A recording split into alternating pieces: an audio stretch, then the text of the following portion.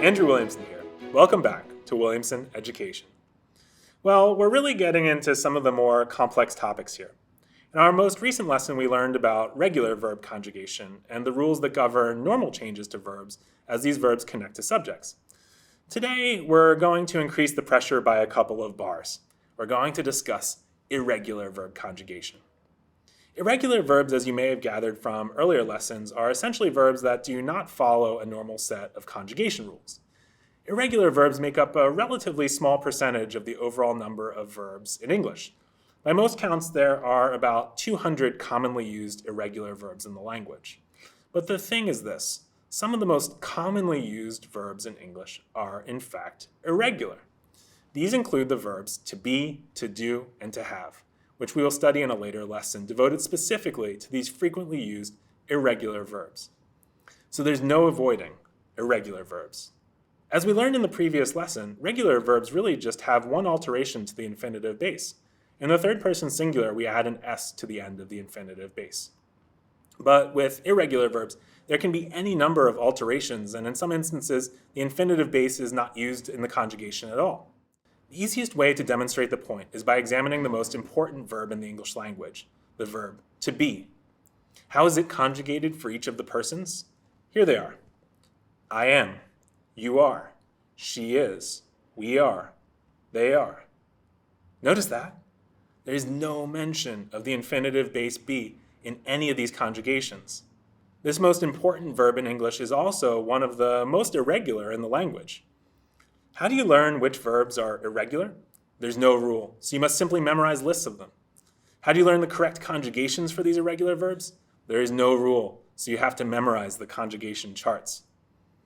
Over time, as you speak more English and are immersed in an English-speaking environment, the conjugations of irregular verbs will come to you much more naturally.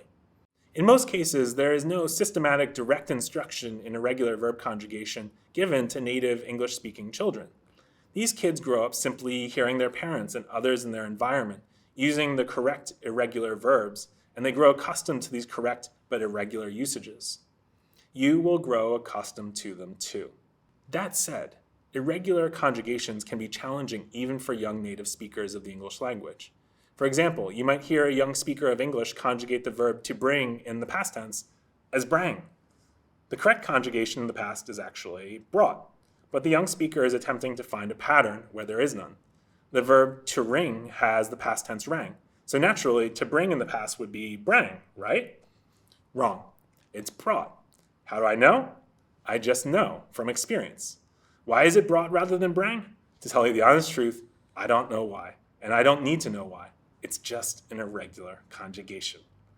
Young native speakers of a language have a number of advantages over older non-native ones in learning languages. As we all know, young brains are more plastic, easier to change than older ones. It is simpler for them to absorb the new language. But more than that, young speakers are not expected by people in their environment to speak perfectly or even to speak well. Errors are tolerated. By contrast, adult speakers are often held to unrealistic standards of perfection, excellence, or proficiency. This is a shame. These expectations placed on adult learners hinder progress. Third, and finally, just as young speakers are not expected to speak perfectly, they also have adults in their environment who offer frequent corrections of speech and writing.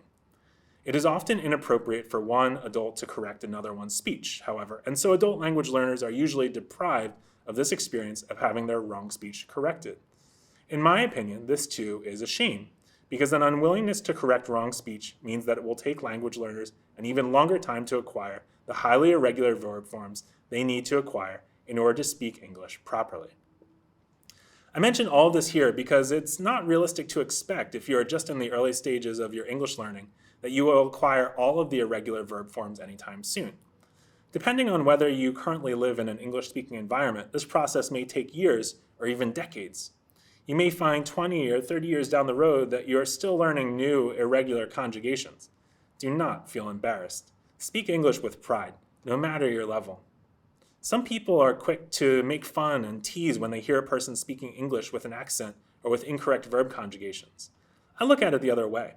When I hear someone speaking a foreign language with an accent, I think, that is a very brave person.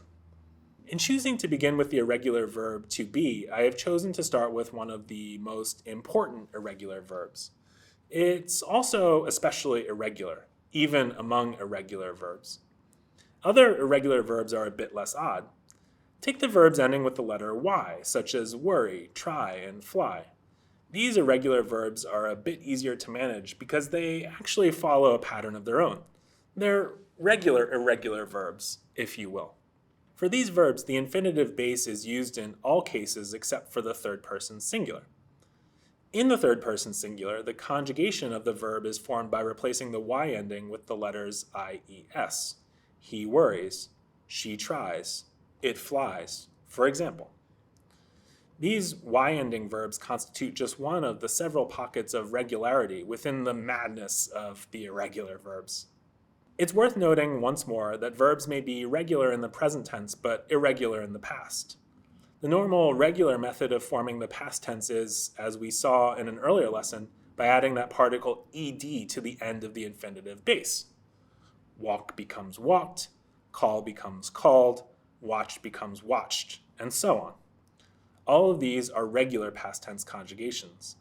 But take a verb like to eat. It is regular in the present tense and irregular in the past. In the present tense, the verb conjugates I eat, you eat, he eats, we eat, and they eat. Highly regular. In the past, though, does eat become eated? Absolutely not. The past tense of to eat is ate. Or take the regular verb to drink. Regular in the present tense, but irregular in the past. You do not say drinked, you say drank. What about to think? Regular in the present, and you guessed it, irregular in the past.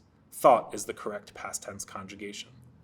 With these, as with so many other irregular verbs in English, the key thing is, of course, to work hard on noticing, identifying, and then memorizing odd conjugations. Of course, hard work is always at the essence of any complex endeavor. But another secret to improvement is this: forgive yourself. I live in Asia, and I have many friends from this part of the world who went to the United States early in their lives. They tell stories of bullying and teasing when they cannot speak English well, or even at all. Children can be hard on each other because they don't know any better, but with adults there is no excuse for immature behavior. Don't let anyone tell you that you're not good enough because you speak a foreign language less than perfectly. There is no shame in that, only pride. By the way, those friends of mine who got teased for not speaking English when they were just kids, many of them went on to study at Ivy League universities such as Yale, Harvard, and Princeton. There is no limit to what you can achieve if you can forgive yourself for your mistakes, drown out the negative voices, and outwork all the critics. We'll end the day on that optimistic note. Spread the word.